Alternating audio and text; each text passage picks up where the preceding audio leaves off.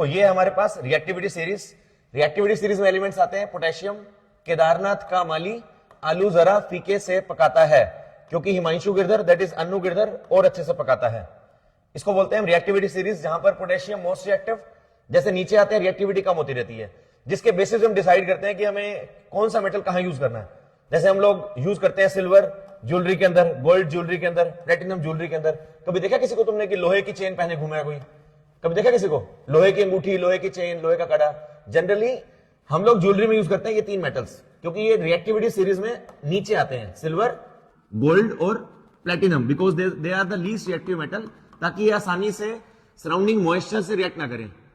अब मैंने अंगूठी पहनी और उस पर रस्ट लगा हो तो अच्छा लगेगा वो, तो हमने ज्वेलरी बनाई ताकि ये रिएक्ट ना करे एटमॉस्फेयर की CO2 से या O2 से, और अपना ऑक्साइड ना बनाए। अब यहां पर ज्वेलर्स के पास एक जुगाड़ होता है। जुगाड़ क्या होता है कि वो लोग क्या करते हैं कि इसके लिए, अगर मुझे मान लो मेरा गोल्ड क्लीन करवाना हो, ये क्लीन करवाना है मान लो, तो वो क्या करते हैं एक सोल्यूशन बनाते हैं, उसको बोलते हैं royal water. The name is given royal water या एक्वारेजिया। एक्वारेजिया क्या होता है? एक मिक्सचर होता है 3:1, 3 parts hydrochloric acid, 1 part nitric acid. Exam में ध्यान से देखना, वो रेशो मांगेगा, कई बार रिवर्स मांगता है। अगर वो बोलेगा HNO3 versus HCl, then the ratio is 1:3। तो ध्यान से पढ़ना, HNO3 आए तो 1:3 मींस 75% उसमें HCl होता है, इसलिए बोला मैंने 3 पार्ट्स, और 25% होता है नाइट्रिक एसिड, इसलिए बोला मैंने 1 पार्ट, 3:1 बोला। तो ये ध्यान से पढ़ना। आप इसको मिक्स करके फ्रेशली प्रिपेयर्ड मिक्सचर बनाते हैं, जिसको बोलते हैं एक्वारेजिया।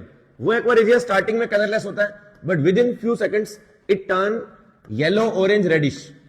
और जैसे इसके अंदर वो गोल्ड डालेंगे, आपने गोल्ड क्लीन करना है मान लो, आप गोल्ड देके आओगे, वो गोल्ड डालेंगे इसके अंदर, गोल्ड के जो अपर लेयर होती है उससे रिएक्ट कर जाएगा एक्वारेजिया, और गोल्ड का जो वेट है वो कम हो जाएगा। तो कभी अगर आप जाते हो ज्वेलर के पास, तो जाते हुए भी उसका वजन रहो और वापस सामान लाते हुए भी उसका वजन रहो, कहीं ऐसा ना हो कि उन्होंने इसमें डाल के और उसका ऊपर की एक लेयर उतार के कुछ गोल्ड वहां से एक्सट्रैक्ट कर लिया हो। वो गोल्ड के कुछ मोल यहां रह जाएंगे, क्लीन गोल्ड वो आपको दे देगा, but at the back and they can extract that few moles of the gold from this aqua regia.